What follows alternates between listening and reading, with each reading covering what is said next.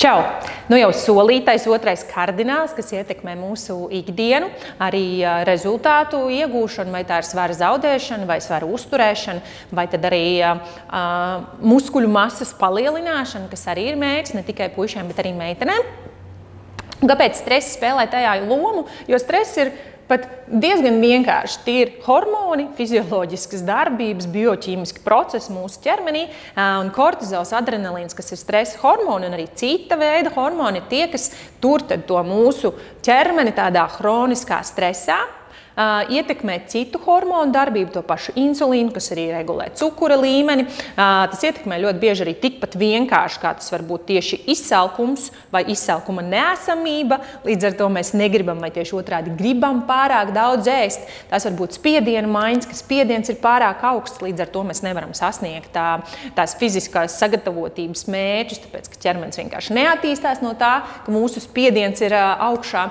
Pulsa darbība, miega traucējumi, tas viss kopā ir tāda kā ķēdīte. Mums ir ļoti jāatcerās, ka ķermenis nav tāda viena lieta, ja, kas, teiksim, mēdz mums traucēt. Tā viena lieta paķer ķēdītē pēc tam tik ļoti daudz ko. Bet ir arī laba ziņa to sākot risināt un apzinoties, kas ir tā lieta, kas traucē manai ikdienai, kas ietekmē manus rezultātus. Mums tā visa ķēdīte tad risinās atpakaļ un tas bieži aizņem daudz laika, tas bieži aizņem ļoti lielu apzinātību, tomēr tam pieliekot tādu darbu, kas ir citreiz, jā, visas dzīves garumā. Cilvēki, man liekas, vienreiz atrisināšu tos savus stresa problēmas, jā, un visa dzīve būs atrisināta. Mums tam ir jāpievēršās regulāri, mums ir jāiemācās, kas ir tas, kas mūs uztrauc, mums ir jāiemācās sevi nomierināt, un tas ir jādara regulāri.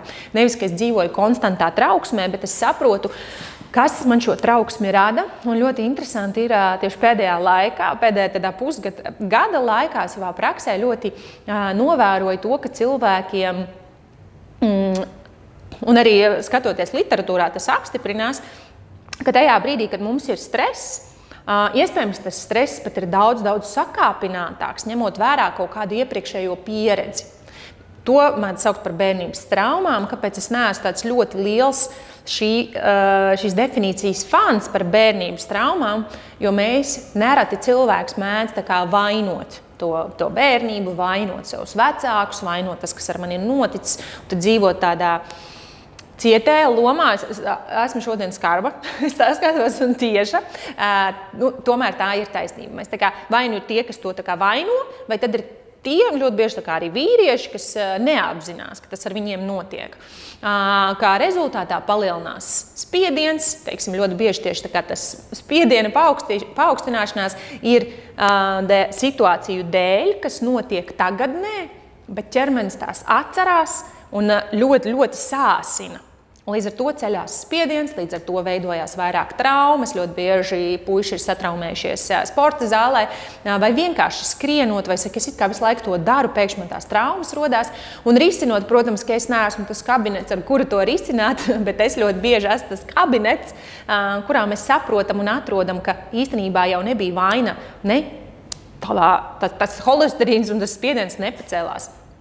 Ne no tā steika laiku pa laikam, ne no tā kaut kāda saldējuma laiku pa laikam. Tas stress, tas spiediens un holesterīns ir pacēlēs no tā, ka ir kaut kādas izmaiņas dzīvē, kuras atgādina tavam ķermenim, tavam prātam par to, kas ir bijis kādreiz. Tad viena no nesenākajām arī teorijām, ka mēs teorētiski varam, un arī šeit skatāmies, lai mēs nevainojam savus vecākus, lai mēs nevainojam savus vecvecākus. Vienmēr dara arī atcerēties iekāpt viņu kurpēs, kā bija viņiem augt, kam ir bijis viņiem jāiet cauri.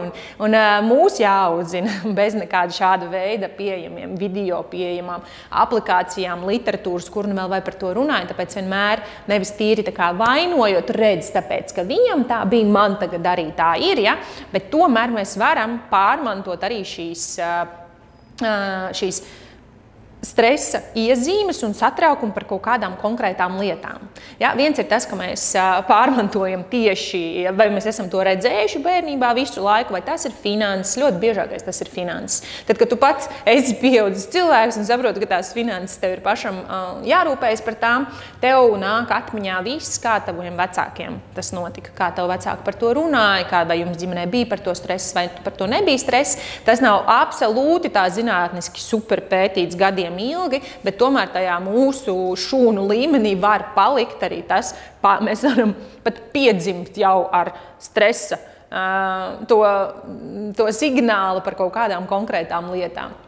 Tas ir arī ar bailēm pārbaudīts, kāpēc mums mēdz būt bailes no ūdens, nesaprotams. Tas arī tāpēc, ka kādreiz cilvēki ceļoja tālu pāri ar kuģiem, daudz bija noslīkuši šo kādēļ no cita veida, teiksim, bailes, kuras liekas, kāpēc man no tā ir bail, ja? Kāpēc vienam ir no tā bail, otram nav no tā bail, no kā veidojās tās trauksmes.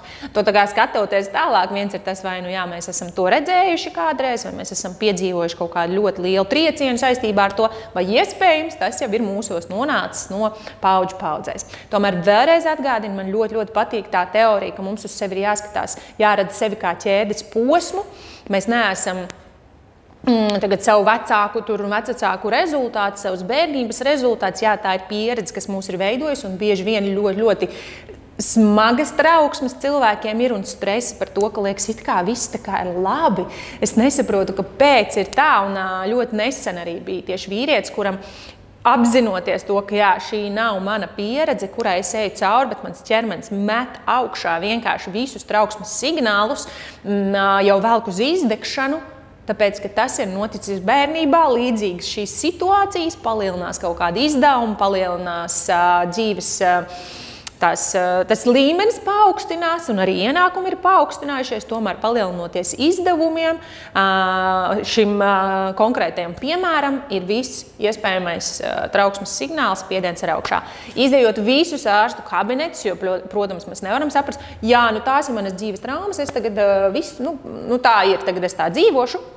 Šis vīrietis īsti par to tā līdz galam negribēja atzīt par to, ka jā, iespējams, ka tas ir tas, ko es esmu piedzīvojis bērnībā, bet kārtīgi apsēžoties, parunājoties un aizejot uz terapiju vai izrunājoties, ļoti bieži ir forši izrunāties, ja ir tādas uzticības personas, izrunājoties, kuras ir gatavas uzklausīt un kuras atļauj vīrietim būt vājam. Tas ir super mega svarīgi, ka mēs tā kā attaisam vaļā tās savas brūces, kuras mēs esam gribējuši aiztaisīt ciet un saprotam, jā, īstenībā šeit man vēl joprojām sāp, un iespējams šī ir sāpe, kas nesāp man, bet ir sāpējuši maniem vecākiem, un es esmu tik ļoti par viņiem uztraucies un jūtas līdzi, ka šobrīd savā pieaugušā vecumā mans ķermenis reaģē absolūti, pat iespējams pārspīlēti, jo izejot visus ārstu kabinetus, nevienā orgānā nav neviena vaina. Vienīgā vieta, kur ir negluži vaina, kur tās iespējams, kur tās atbildes var atrast, ir šeit un šeit. Jā, tajā sirsniņā iekšā, kas ir krājusi, kas ir piedzīvojusi, jutusi, pārdzīvojusi, un tad mums viņai jāpasaka, ok, es esmu tagad pats pieaudzis cilvēks, vienīgi es esmu atbildīgs par to, kas ar mani notiks, un es mācos mieru, es mācos elpošanu, es mācos, ja tas ir vajadzīgs sports vai jebkas cits, no kurienes man šis stress rodas. Jā, kāds varbūt saka, nē, bet tā arī ir, mums tagad arī tās finanses ir diezgan traki, mums nav tāpat kā man nebija bērnībā, tagad arī mums ar tām finansēm ir grūti laiku pa laikam. Ja tā ir noticis, tik un tā ir jāmācās sevi nomierināt. Lai dzīve nebūtu tādā izdzīvošanas režīmā, stress vienkārši iet tā kā tāds ar tādu āmurīti un dauza to mūsu veselību. Bet es apzināti saprotu, ok, ja šim nav iespējams tā mainīties, ja es to lietu, kas mani stresina, nevaru mainīt, vai ja es apzinos, ka tās lietas nenotiek ar mani, tad es spēju mainīt to savu uztveri, bet sevi nomierināt, saprast, kas ir tas, kas mani nomierina, un veikt šīs lietas vismaz 2 nedēļas, ja nesanāk vienu dienu. Ja vienu dienu nesanāk izlaist vai neizdodas to izdarīt, piemēram, es saprotu, jā, ok, es iešu pastaigā, es iešu pālpot vai es sēdēšu klusumā, es ļoti vienmēr piedāvāju cilvēkiem klusuma terapiju, kurā tu vienkārši klusi apsēdies un sēdi. Arī tās pašas vakardienas minētās digitālās ierīces mums atņem laiku ar sevi, tāpēc, ka mēs visu laiku kaut ko gribam skatīties, kaut ko gribam dzirdēt, ko kāds cits saka. Arī šeit teorētiski tu klausies, ko es saku. Tomēr ļoti bieži ir forši, ka kāds cits pasaka, hei, paskaties savā ekrānā arī klausoties ļoti, ļoti daudz veselības speciālistu laiku pa laikam saprot tā, paga. Kas notiek manā screen timā? Tagad ieiešu savā telefonā un paskatīšos, kas tur notiek. Ok, mans mērķis nav, lai arī tur, piemēram, Spotify arī ir, vai ne, ka es vadu treniņus, vai tas ir timers vai jebkas būtu, un tu liekas, jo tas jau bija timers, bet tieši sociālajie tīkli mēs paskatāmies, cik ir ilgi. Es noteikti lieku savu mērķi, tajā brīdī es redzu, ka tikai pusotru stundu ir bijis telefonā, es saprotu, super, protams, WhatsAppā mēs atbildam ziņas, darbs notiek ļoti daudz arī telefonā, bet ir jāmāk atšķirt, kurā brīdī tas bija mans darbs, un kurā brīdī es īstenībā vienkārši scrollēju TikTok, scrollēju Instagram, skatījos neskaitāmos YouTube video un tā tālāk. Visvairāk jau tas mūsu ķermenis nomierinās, kad arī, vai tas ir skatoties seriālus, ne īpaši. Tam ir jābūt pilnīgam prāta mieram, kurā vai nu tu klusumā izēji pastaigājies, vai tu pasēdi siltā vannā, vai tu palasi kādu vienkāršu grāmatu, bet principā grāmata arī darbina tavu prātu. Tajā klusumā sēžot, tad tu saproti. Iespējams, kādam tā ir dienas grāmata. Dienas grāmata ir kolosāla lieta, kurā rakstīt, pierakstīt, saprast, kas ar mani notiek. Ja vīrietis negrib rakstīt dienas grāmatu, tad vīrietim arī ir ļoti brīnišķīgi doties pie laba terapeita, gribu uzsvērt šo vārdu laba, jo arī savā praksē es nekad nevienu veselības speciālistu tā tieši nekritizēju un tā tālāk. Tā ir katra mūsu paša izvēle. Iespējams, arī ļoti es kā treneris kādam nepatīk mans pasniegšanas veids, tas ir pilnīgi ok. Bet reizēm tie dotie padomi mums ir ļoti no terapeita jāizvērtē, kā šis padoms, kāds tas bija. Nomainot iespējams speciālistu, arī es esmu redzējis cilvēkiem, ka viņi saka, jā, klausies, es kaut kā klausījos tās lietas, man šķiet, tas tā kā nebija īsti priekš manis. Man tā īsti neuzrunāja tie padomi, kas tika doti, un mums ir pilnīga tiesības mainīt speciālistu, tā kā ir tiesības mainīt fitness treneri, tā ir tiesības mainīt uztura konsultantu, uztura speciālistu, jebko. Vīru sievdievu dēļ, ja tie mums rada to lielāko stresu. Es it kā smējos, jā, bet ļoti bieži tas ir tas lielākais stresors. Tomēr pirms tu saproti, man jāmaina visi pārējie, viņi man rada stresu. Es saprotu, kā es varu mainīties. Jā? Tajā brīdī, kad 3 pirksti rāda, kad viens pirksts rāda uz citiem, tu vainīgs, mamma, tētis, vīrs, sieva, brālis, māsa ir tā māsa, kas man vienkārši vienmēr ir stresinājusi. Viņa man tur tāda šāda, tu pasties, cik pirksti nāk atpakaļ. 3 pirksti nāk atpakaļ. Tad, kad mēs rādām uz kādu ar pirkstu, 3 pirksti rāda uz mums atpakaļ. Ļoti kārtīgi mums ir jāpaskatās, vai es pats neesmu tas, kas rada tās problēmas sev. Kā es sevi varu nomierināt, ko es varu darīt, lai to savu ikdienu tā nesatricinātu, un atceroties, ka es nevaru mainīt ārējos apstākļus, es nevaru mainīt to, kas ar mani notika bērnībā. Vienīgais, ko es varu mainīt, ir kā es to uztveru šodien un ko es ar to šodien darīšu. Šodien arī gribu beigt ar mantru, ka veselā miesā mīt vesels gars, un mums par savu garu arī ir jāparūpējās tāpat kā par savu miesu.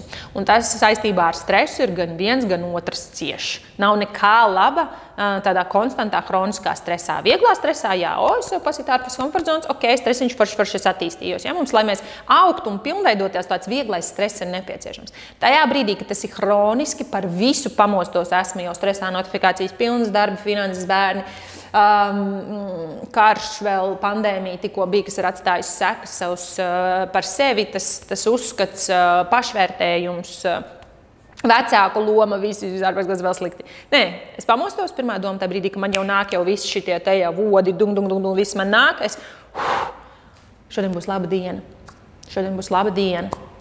Un es reāli tā daru tajā brīdī, ka man nāk pirmā, ka šodien jāpaspēj. Tas jāpaspēj. Šodien būs laba diena. Šodien būs laba diena. Šodien būs laba diena. Es zinu, ka to nepatīk dzirdēt tajā reizē, kad es savā Instagramā ieliku storiju ar šādu pašu mantru, jo es tā mēdzu arī no rīta arī dēlam saku, labrīt, kolosāli, vai tu esi gatavs dienai, šī būs laba diena, vai tu esi gatavs labai dienai. Un šādu savu pozitīvo kolīdzi izlaidu dēlu skolā, es ieslēdzu Instagram un teicu, šodien būs laba diena. Un tajā reizē, nezinu kā, bet es pamanīju, ieiet savos cilvēkos, kas seko manam profilam, kādi 10 līdz 15 cilvēki bija pametuši manu profilu. Tātad cilvēkiem nepatīk, ka es šādi sludinu, tomēr tas, ka tu esi te, es ar drošu sirdi zinu, ka gribētu ticēt, ka tev netraucē, un tu jau esi iepazinis mani un zini, ka es sludināšu to, ka šodien būs laba diena, es sludināšu to, ka mēs paši esam atbildīgi par to, kāda diena tā būs. Mācīsimies sev nomierināt un kontrolēt savu dienu, nevis lai dzīve kontrolē mūs. Šodien būs laba diena, un lai tev šodien ir laba diena. Atā!